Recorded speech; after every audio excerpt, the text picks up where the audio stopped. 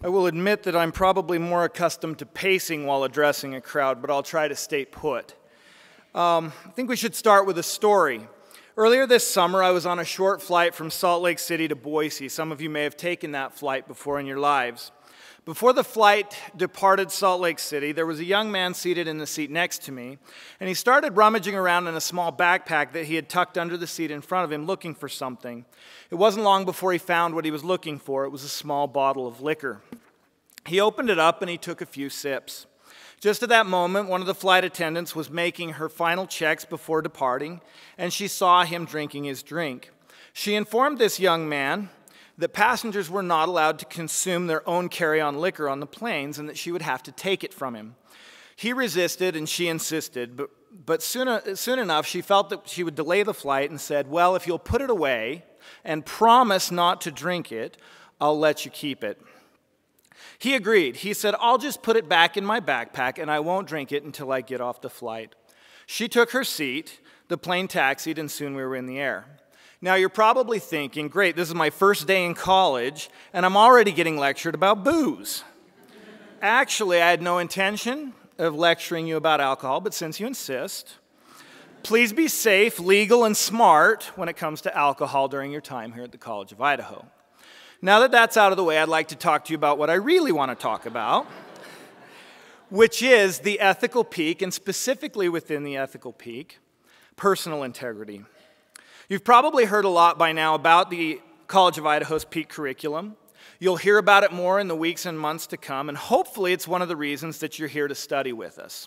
You may know that PEAK is an acronym that stands for the kinds of students we hope will graduate from this institution.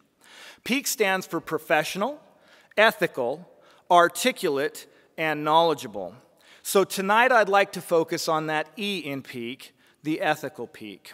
And my story was not intended to be about alcohol, but rather about being an ethical person.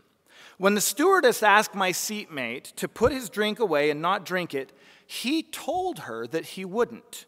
In fact, she said, "If you will promise not to drink it."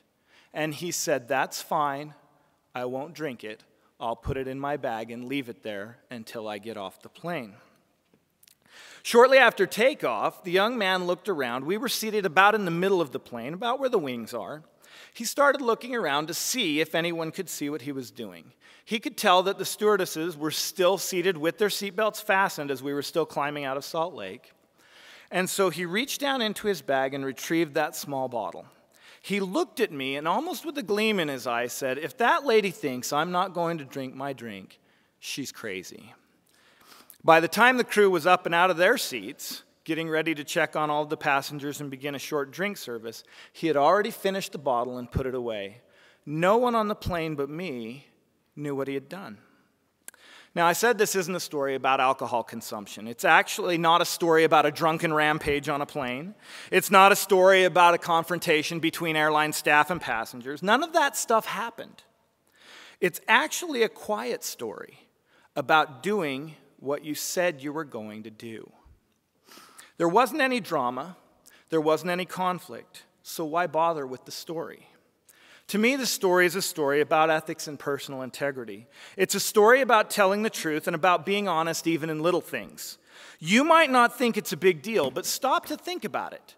My seatmate told that stewardess he wouldn't do something, and then he did it anyway. As I observed his choice, I found myself immediately beginning to question this young man's integrity. I wondered about the type of employee he was for his employer. I wondered what else he might be willing to be dishonest about. You might think what he did really didn't matter, that it was just a little thing and that no harm or consequence came of it. But like it or not, our actions will influence people's perceptions of us, even as his actions influenced my perception of him. Carl G. Mazur was one of the pioneering educators of the West, and he once spoke of having impeccable ethics and unquestionable integrity. He said, "I have been asked what I mean by word of honor, and I will tell you. Place me behind prison walls, walls of stone ever so high, ever so thick, reaching ever so far into the ground. There is a possibility that in some way or another I might be able to escape. But stand me on the floor and draw a chalk line around me and have me give my word of honor never to cross it. Can I get out of that circle? No, never. I'd die first. Our own founding pioneer, who you've heard a little bit about, William Judson Boone, once said this: "We are a band of students engaged in finding out about ourselves, and we hope fitting ourselves for the very best possible type of service. We are building up the structures of life. Whether or not they will be worthy depends on whether or not we have laid the foundations on truth.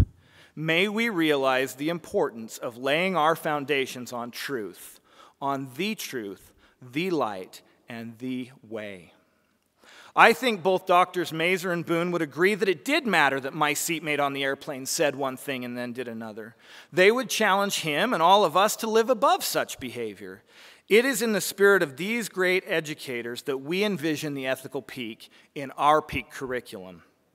I love the imagery of using a mountain peak as a symbol of ethics. Mountains are steadfast, immovable, and constant. As incoming freshmen, you've reached the foothills, but the mountains lie ahead. We will climb them with you. At the College of Idaho, we mean that both figuratively and literally.